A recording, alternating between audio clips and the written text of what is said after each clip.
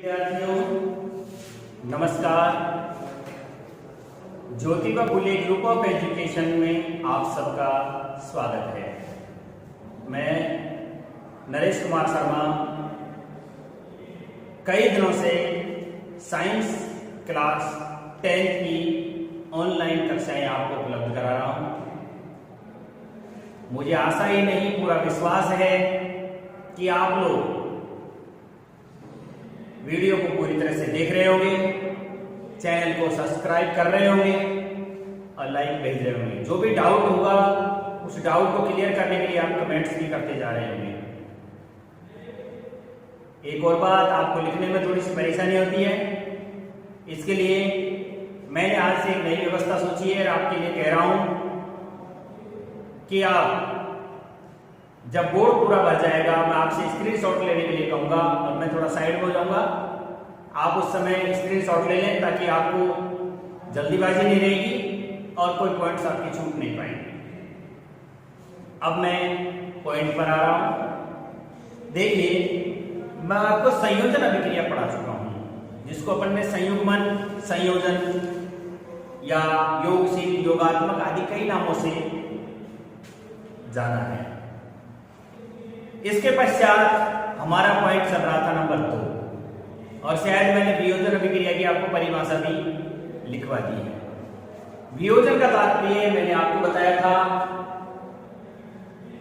वियोजन को अपघटन भी कह देते हैं, टूटना भी कह देते हैं। एक बार अगर मान लीजिए कुछ एक विद्यार्थियों ने अगर नहीं लिखा हो तो वियोजन अभिक्रिया या अपघटन अभिक्रिया की परिभाषा को आप एक बार फिर से सुन लें कि वह रासायनिक अभिक्रिया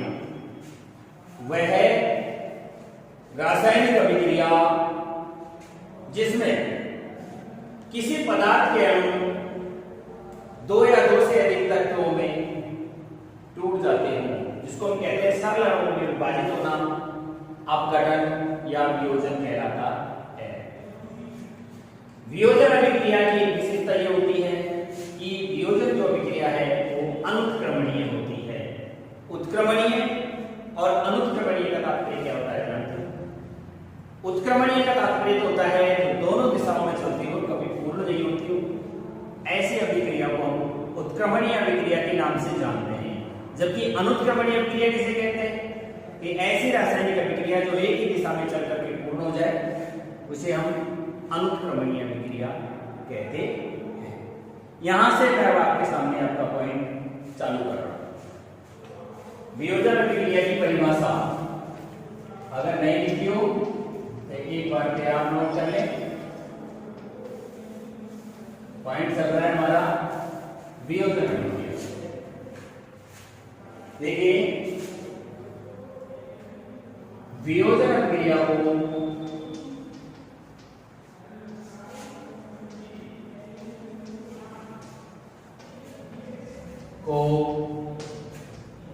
अपघटन अभिक्रिया भी कहते हैं।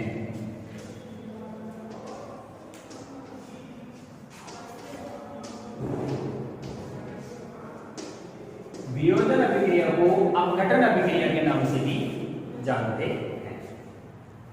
मैंने इसमें परिभाषा में आपको लिखवाया था कि जब पदार्थ अपने अपने तत्व या यौगिकों में या सरल अणुओं में टूट जाता है, उसे हम क्या कहते हैं? वियोजन या अपघटन अभिक्रिया के नाम से जानते हैं। परिभाषा में लोग वह रासायनिक अभिक्रिया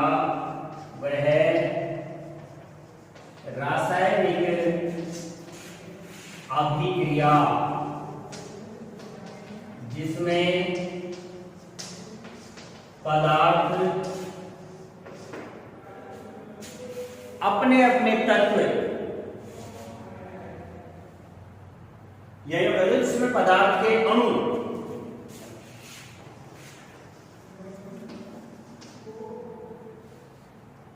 दो या दो से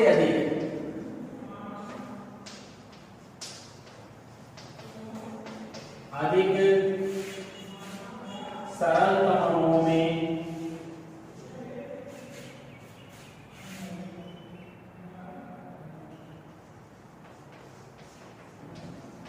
विभाजित हो जाते हैं, विघटित हो जाते हैं, अपघटन या वियोजन अभिक्रिया कहते हैं। विभाजित हो जाते हैं, वियोजित अभिक्रिया,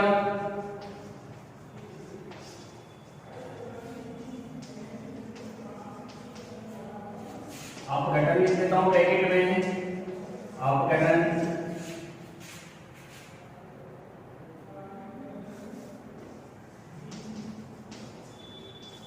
कहते हैं। इस नाम से जानते हैं इसे, वियोजन अभिक्रिया के नाम से जानते हैं।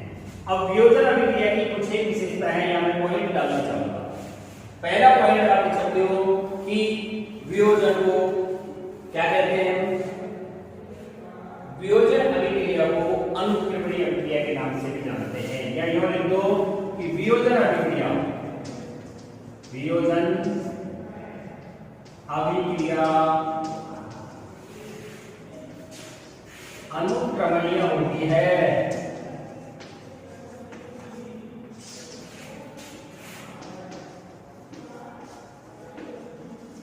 कैसी होती है? वियोजन अभिक्रिया अनुत्क्रमणीय होती है। दूसरी बात में आप देख सकते हैं कि वियोजन अभिक्रियाएं ऊष्मा, विद्युत आदि के प्रभाव में संपन्न होती हैं। ये इसकी विशेषताएं आती जा रही हैं कि वियोजन अभिक्रियाएं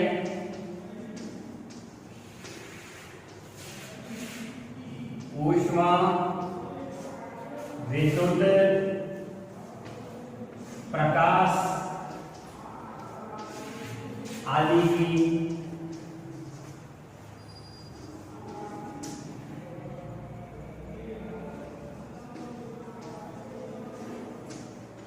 के प्रभाव से संपन्न होती हैं।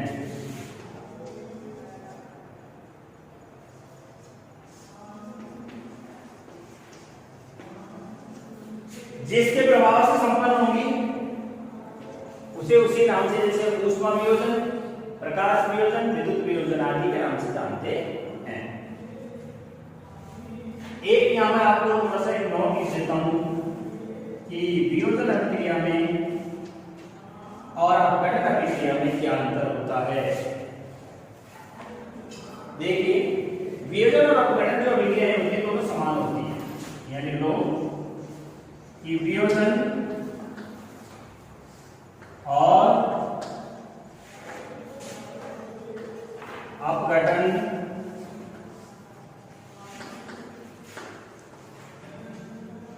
अभिक्रियाएं एक समान होती हैं। वियोजन और अपघटन जो अभिक्रियाएं हैं एक समान होती है, परंतु अंतर केवल इतना होता है,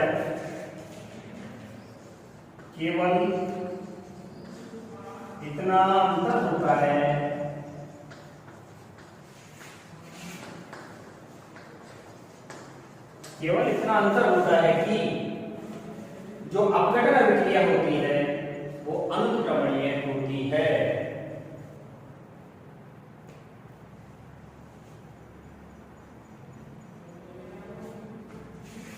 केवल इतना अंतर होता है कि अपघटन अभिक्रियाएं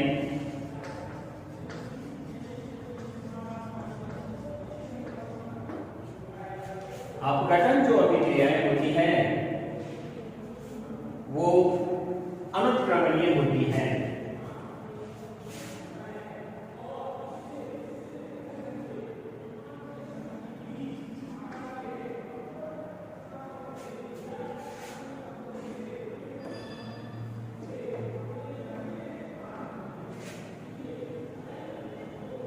अपघटन अभिक्रियाएं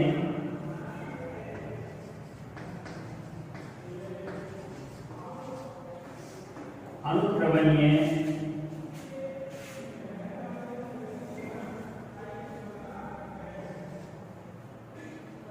अपघटन अभिक्रियाएं अनुक्रमणीय होती हैं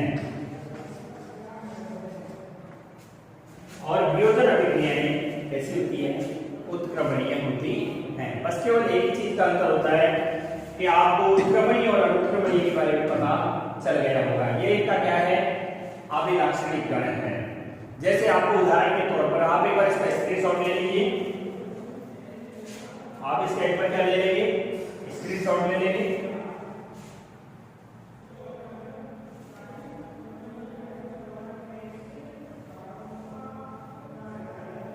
अब मैं आपको एक एक्टिविटी बताता हूं कि हम 2 ग्राम FeSO4 लेते हैं। क्या लिया हमने, क्वेश्चन नली में 2 ग्राम फेरस सल्फेट लिया और फेरस सल्फेट के क्रिस्टल को लेकर के और हमने इसके रंग को ध्यान से देखा। रंग को ध्यान से देखने पर हम बर्नर की सहायता से इसको क्या करते हैं, बर्नर की सहायता से हम उसे गर्म करते हैं। गर्म करने पर हम देखते हैं कि फेरस सल्फेट ने क्या किया, जल के अणु का त्याग कर दिया है और जल के अणु का त्याग करके क्रिस्टल जल को त्याग करके और उसने अपना रंग परिवर्तित करके हरे रंग में बदल दिया है। ये क्यों हुआ है, ये फेरस सल्फेट के फेरिक ऑक्साइड में बदल जाने के कारण से हुआ है, क्रिस्टलन जल के त्याग कर देने से हुआ है। जैसे मैं आपको एग्जांपल देता हूं, आपने स्क्रीनशॉट ले लिया होगा।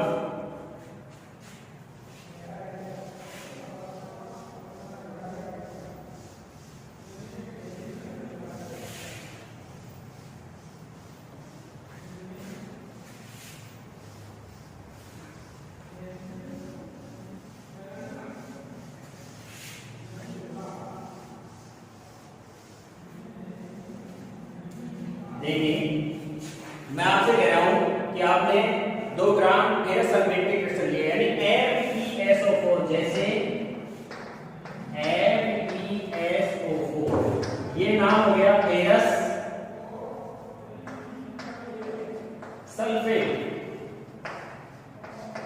आयरन सल्फेट भी कह सकते हैं इसको, आप फेरस सल्फेट के नाम से भी जानते हैं। और इसे हमने ऊष्मा दिया, यानी ऊष्मा की उपस्थिति में यह अभिक्रिया संपन्न हो रही है। वियोजन तो हो रहा है लेकिन किसकी उपस्थिति में हो रहा है, ऊष्मा की उपस्थिति में हो रहा है। अब यहाँ क्या बन रहा है, देखो Fe यानी फेरिक बन रहा है, फेरस से Fe बन रहा है, Fe2O3 बन रहा है, Fe2O3। जब इसमें से Fe2O3 निकल गया है तो अब हमारे सामने क्या क्या है, सल्फर डाइऑक्साइड और सल्फर ट्राइऑक्साइड रह गई, SO2 प्लस SO3। ये अभिक्रिया हमारे सामने यहाँ पर संपन्न हो गई है। हम जानते हैं कि ये भी गैस है, सल्फर डाइऑक्साइड, ये सल्फर ट्राइऑक्साइड है।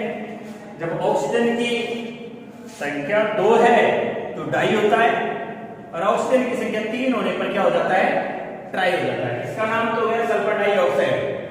डाई, डाई माने 2, मोनो डाई ट्राई टेट्रा पेंटा हेक्सा हेप्टा होता है ना। तो पहले में क्या होता है, मोनो, 2 में डाई, 3 में ट्राई, 4 में टेट्रा, 5 में पेंटा होता है। इसी तरह से ये क्या हो जाएगा, सल्फर ट्राइऑक्साइड हो जाएगा। ये दोनों गैस उत्पाद बन करके हैं। यहाँ पर हम देख रहे हैं कि फेरस सल्फेट आयरन सल्फेट यानी सॉलिड है और ऊष्मा की उपस्थिति में इसका क्या हो रहा है, फेरिक ऑक्साइड में परिवर्तन हो रहा है। तो फेरिक ऑक्साइड में आपके सामने सॉलिड ही आ रहा है, इसका नाम लिख दो फेरिक ऑक्साइड, इसका नाम सल्फर डाई ऑक्साइड, इसका नाम सल्फर ट्राइऑक्साइड।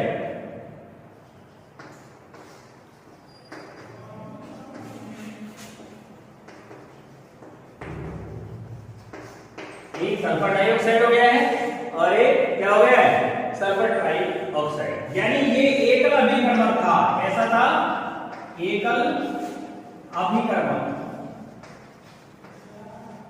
ये एकल अभिकर्मक आप देख रहे होंगे कि टूट करके छोटे छोटे उत्पादों में बदल गया है। यहाँ फेरिक ऑक्साइड हो गया है, सल्फर डाइऑक्साइड हो गया है, सल्फर ट्राइऑक्साइड हो गया है। छोटे छोटे एकल अभिकर्मक छोटे छोटे उत्पादों में टूट गया है। यह क्या कह रहा है कि एक वियोजन अभिक्रिया कहलाती है। ये क्या कहलाती है, यह एक वियोजन अभिक्रिया कहलाती है। वियोजित हो जाना, आपने देखा होगा फेरस सल्फेट को हमने गर्म किया, जैसे ही हमने इसको गर्म किया इसके साथ में क्रिस्टल जल पाया जाता है। इसका वास्तविक सूत्र है PSO4 × 7H2 होता है। ये क्या करता है, अपना ये त्याग देता है। जल का जो है वो क्रिस्टल जल उसमें से त्याग कर दिया जाता है। इसे सही करने के लिए हम यहाँ थोड़ा करते हैं। संतुलित हो गई हमारी समीकरण कैसी हो गई है? संतुलित हो गई है। गर्म करने पर फेरस सल्फेट इसमें से क्रिस्टल जल को त्याग कर देता है और जैसे ही क्रिस्टल जल का त्याग होता है फेरस से फेरिक में बदलते ही इसका रंग हरे रंग हो जाता है। यानी ये जो फेरिक ऑक्साइड है वो हरे रंग का हो जाता है। कैसा हो जाता है? हरे रंग का हो जाता है। इसका क्रिस्टल कैसा हो जाता है? हरे रंग का हो जाता है। इसके उपरांत ये फेरिक ऑक्साइड में बदल गया और ये गैसें बाहर निकल गई। इसमें आप ये देखते होंगे कि ये सॉलिड था, ये सॉलिड है और ये दोनों किसके रूप में परिवर्तित हो गई हैं? गैस के रूप में परिवर्तित हो गई है। इसी प्रकार से आपने चूना पत्थर को देखा होगा। चूना पत्थर का सूत्र क्या होता है? चूना पत्थर का सूत्र जैसे कैल्शियम कार्बोनेट होता है CaCO3 और इसे भी हम किसकी उपस्थिति में? ऊष्मा की उपस्थिति में संपन्न करवा रहे हैं, वियोजित करवा रहे हैं।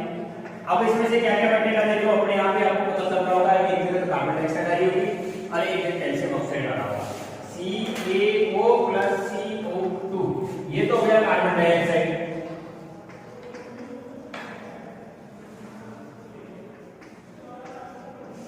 ये तो कार्बन डाइऑक्साइड है। ये क्या है? कैल्शियम ऑक्साइड हो गया।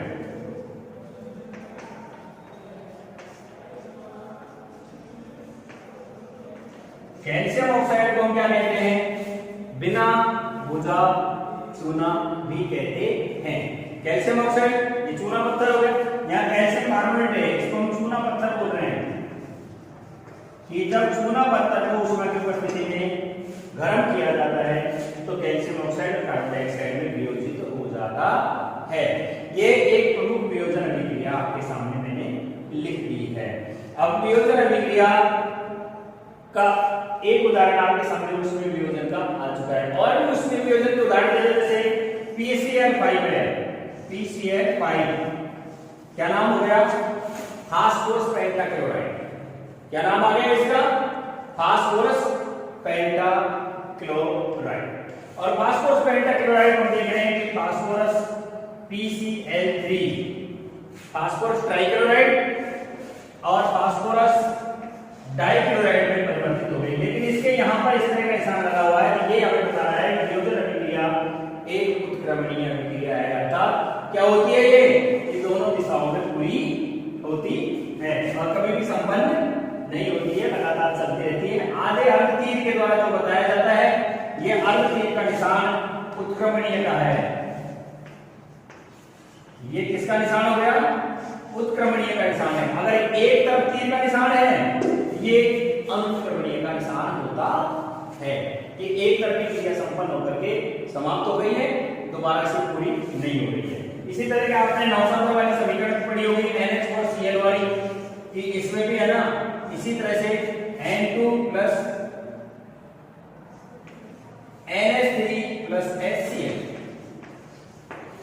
एक H और एक H4 हो गया, N और Cl, NH और Cl। नौसागर अमोनिया और हाइड्रोक्लोरिक अम्ल को आपस में जब मिलाया जाता है तो अमोनियम क्लोराइड या नौसागर बनता है।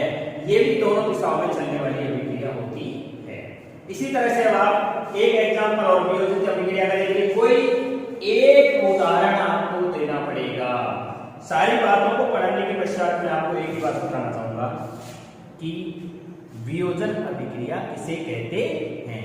कि ऐसी रासायनिक अभिक्रिया जिसमें एकल अभिकर्मक अपने अपने तत्व या अपने अपने यौगिकों में टूट जाता हो, वियोजित हो जाता हो, अपघटित हो जाता हो, वियोजन अभिक्रिया कहलाती है। एकल अभिकर्मक टूट रहा है। संयोजन का बिल्कुल विपरीत कर दीजिए आप।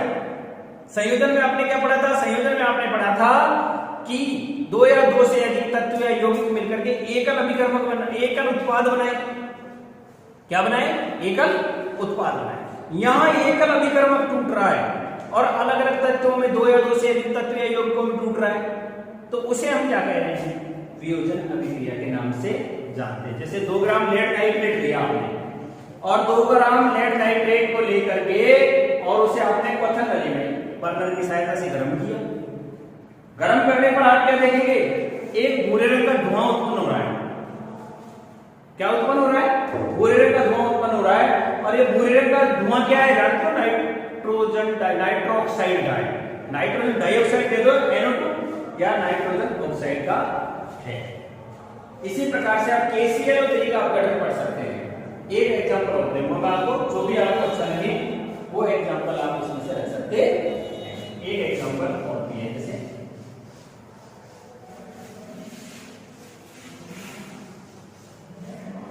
और उसके लिए एक लाइन लिखूंगा, फिर आपका विवरण पूरा हो जाएगा।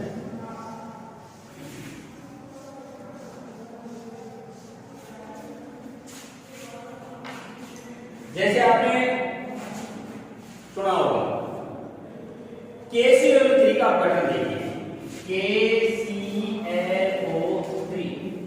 नाम क्या हो गया? Potassium chloride. क्या नाम है इसका? पोटेशियम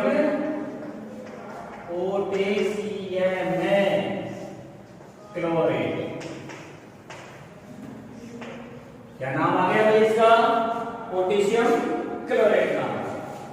और इसे हमने ऊष्मा की उपस्थिति में, क्योंकि मैंने आपको एक पहले दिखा दी लाइन, वियोजन जो अभिक्रिया है या तो ऊष्मा या प्रकाश या ताप या विद्युत आदि के द्वारा उत्पन्न होती है, उनके द्वारा संपन्न होती है। यहाँ हमने पोटेशियम क्लोराइड को ऊष्मा दी। हमने क्या कर दिया? पोटेशियम क्लोराइड को ऊष्मा दे दी। हम क्या देख रहे हैं कि वो KCl प्लस क्या रह गया? शेष बचा हुआ KCl के साथ साथ ऑक्सीजन। क्या शेष रह गया है? ऑक्सीजन। KCl तो ये आएगा, ऑक्सीजन ये आएगा, इसे संतुलित कर लेंगे। यहाँ देखिए तो ऑक्सीजन है, यहाँ ऑक्सीजन की संख्या 3 है। हम केवल गुणांक बढ़ा सकते हैं, बाकी और चीज बढ़ा नहीं सकते। तो इधर 3 को यहाँ पूरा करने के लिए इसे हमने 2 किया, तो यहाँ 4 हो गए। 4 होते ही यहाँ ऑक्सीजन कम पड़ गई, यहाँ हमने क्या लगाया? 2 लगाया। ये अगर इसे कोई बैठ रहे हैं तो ऑक्सीजन की संख्या 6 हो गई। हमें अपने आप पता चल रहा है कि यहाँ ऑक्सीजन 3 लगाना पड़ेगा, तो ऑक्सीजन क्लियर हो गई हमारी। अब हम K को देखें, यहाँ 2 K हो गए पोटेशियम, तो यहाँ भी हमें 2 लगाना पड़ेगा। 2 लगाते क्लोरीन भी क्या हो गया है? हो गया। हमारा समीकरण क्या हो गया है? लगभग संतुलित हो गया है पूरी तरह से। तो इस तरह की स्थिति को हमने वियोजन होते हुए देखा। इसका नाम क्या हो गया? Potassium chloride.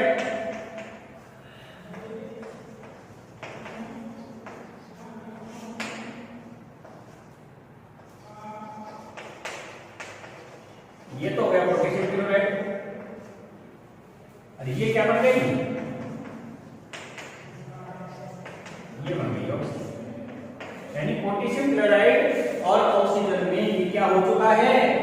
अपघटित हो चुका है। इसी तरह से मैंने अभी आपको बताया था कि 2 ग्राम लेड नाइट्रेट देते हैं। लेड नाइट्रेट का अपघटन भी देख लीजिए। लेड नाइट्रेट, जैसे लेड नाइट्रेट ले लें, लेड नाइट्रेट अपघटन, लेड नाइट्रेट, लेड मतलब Pb NO3, ये इसका लेड नाइट्रेट का सूत्र है। PbNO3 किसका सूत्र है? Lead nitrate. हमने इसे तापन दिया। क्या किया? इसको हमने तापन दिया। तापन मतलब गर्म किया। अब देखिए किस इसमें टूट रहा है। एक तो ये टूट गया Pb, लेड ऑक्साइड, किसमें टूट गया? लेड ऑक्साइड में टूट गया। अब यहाँ ऑक्सीजन के कितने हो गए? 6 हो गए। नाइट्रोजन के कितने हो गए? 2। नाइट्रोजन के 2 हो गए, ऑक्सीजन के 6 हो गए। और Pb अकेला है। Pb कैसा है? अकेला ही है। और क्या बन गया साथ में? NO2 नाइट्रोक्साइड बन गया। अब नाइट्रोक्साइड बनने के बाद क्या बन गया? शेष और बचा हुआ हम देखते हैं कि ऑक्सीजन निकल गया। संतुलित कर लो समीकरण को। हम देख रहे हैं कि ऑक्सीजन 2 और यहाँ 1 है, और यहाँ ऑक्सीजन पहले 6 हो चुकी है, तो यहाँ 2 लगाते हैं क्या हो जाएगा हमारे सामने? ऑक्सीजन 6 क्लियर हो गई। लेकिन यहाँ इसको 2 लगाने के बाद हमें Pb भी 2 करना पड़ेगा।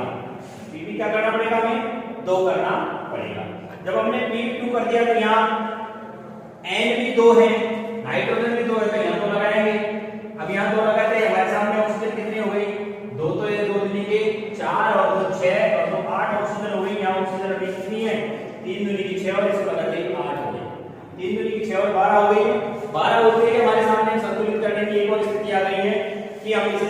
करें, यहां हमने लगा दिया 4 NO2।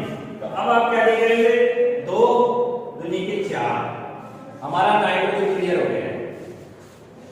4 नाइट्रोजन से 2 मल्टीप्लाई 2, 4 नाइट्रोजन क्लियर हो गया। Pb2 से Pb2 क्लियर हो गया। ऑक्सीजन कितने हो गए, 3 दूनी के 6 और 2 12, 6 दूनी के 12, तो 2 तो ये हो गए, 8 ही हो गए, 8 और 2 10, और ये कितने हो गए, 2 12। ऑक्सीजन भी हमारा क्या हो चुका है, क्लियर हो चुका है। इस प्रकार से हमारे सामने ये एक अपघटन प्रतिक्रिया हो गई है। आप इसे स्क्रीनशॉट ले लें कि आगे देखें।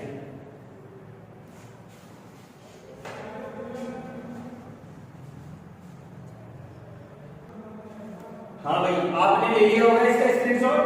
अब मैं इसे निकालूं। देखिए यहां पर मैं आपको सामने एक नोट लिखवाऊंगा इसी वियोजन अभिक्रिया से संबंधित, कि भाई वियोजन अभिक्रिया जिन परिस्थितियों में होती है उन्हें उसी नाम से जाना जाता है। वियोजन अभिक्रिया, यहां लिख लो नोट डाल के कि वियोजन अभिक्रिया में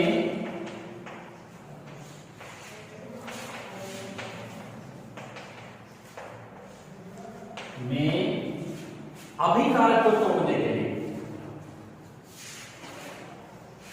अभिकारक को तोड़ने के लिए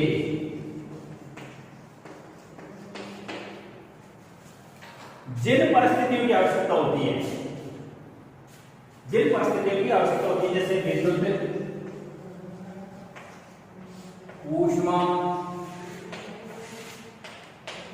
सूर्य का प्रकाश,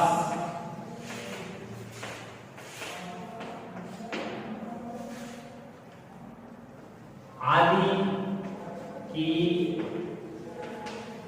आवश्यकता होती है,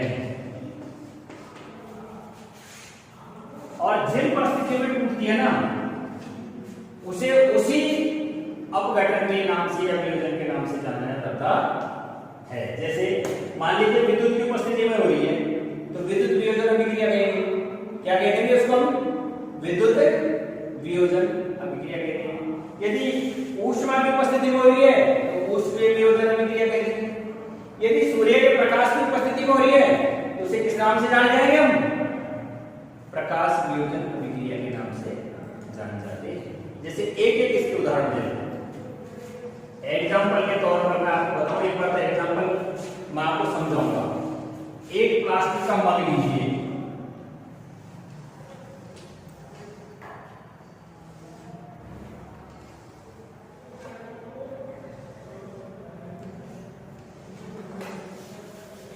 जैसे एक आपने प्लास्टिक का मग लिया और इस प्लास्टिक के मग में आपने क्या किया, पेन से 2 छेद कर दिया, और छेद करने के बाद इसमें रबर के कॉर्क फंसा दीजिए, और रबर के कॉर्क फंसा करके इसमें से एक वायर यहां निकालते हैं, एक वायर यहां निकालते हैं।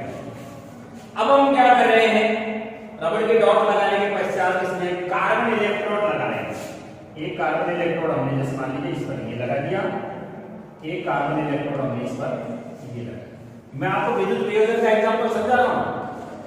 कार्बन इलेक्ट्रोड ये लगा दिया, एक कार्बन इलेक्ट्रोड हमने ये लगा दिया, और इन दोनों तारों को ले जाकर के हमने क्या किया, यहां पर स्थित एक बैटरी से जोड़ दिया।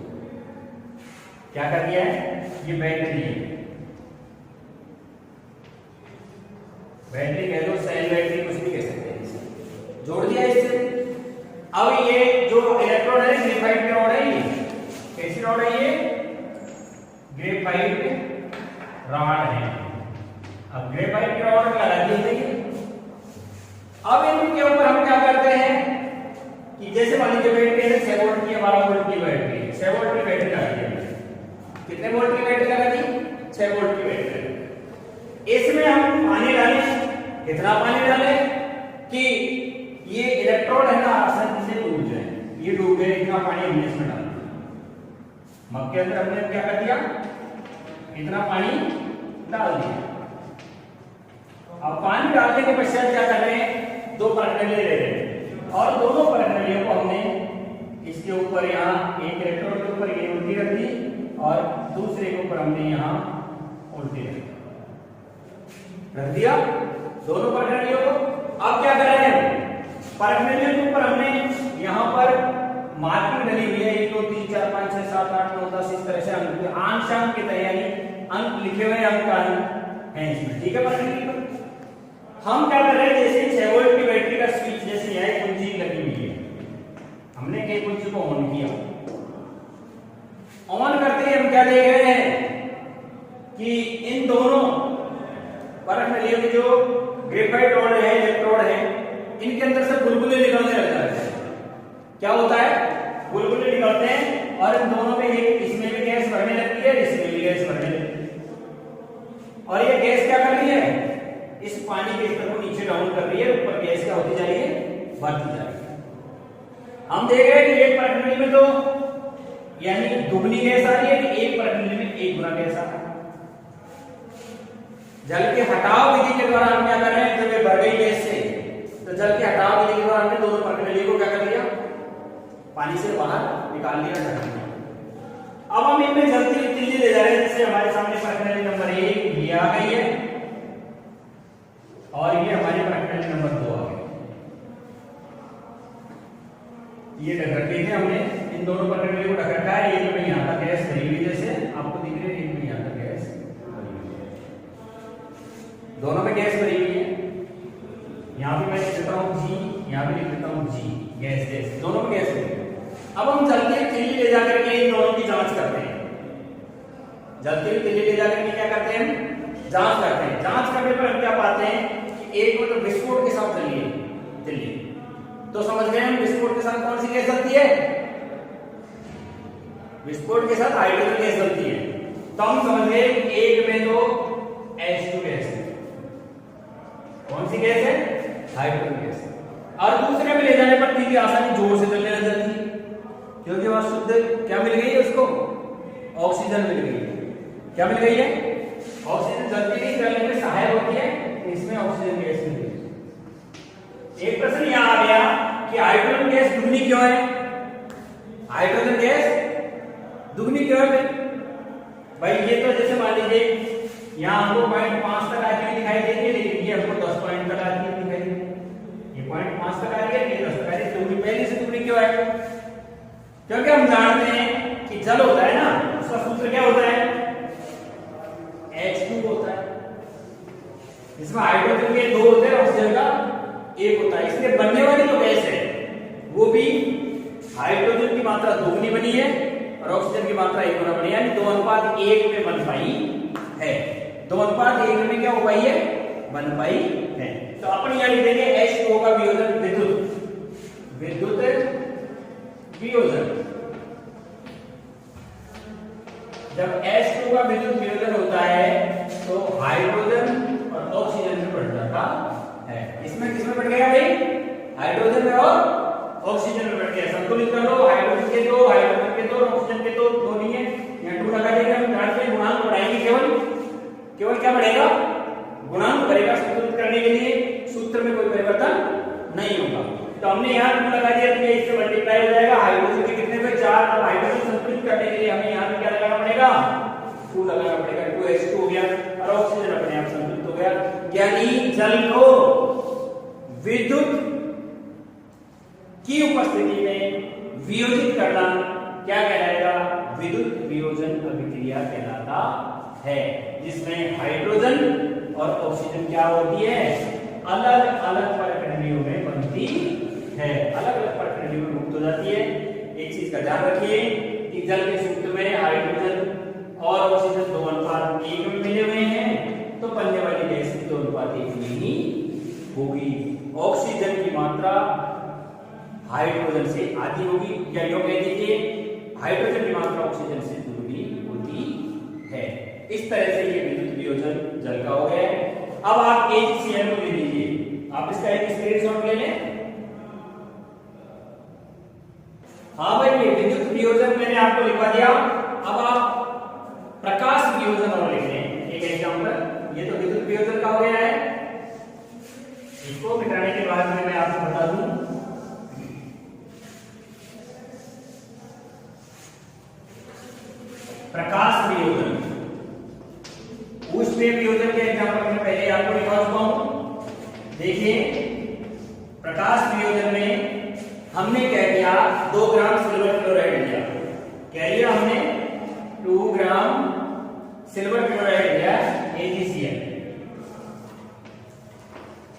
अब इसका रंग सफेद है।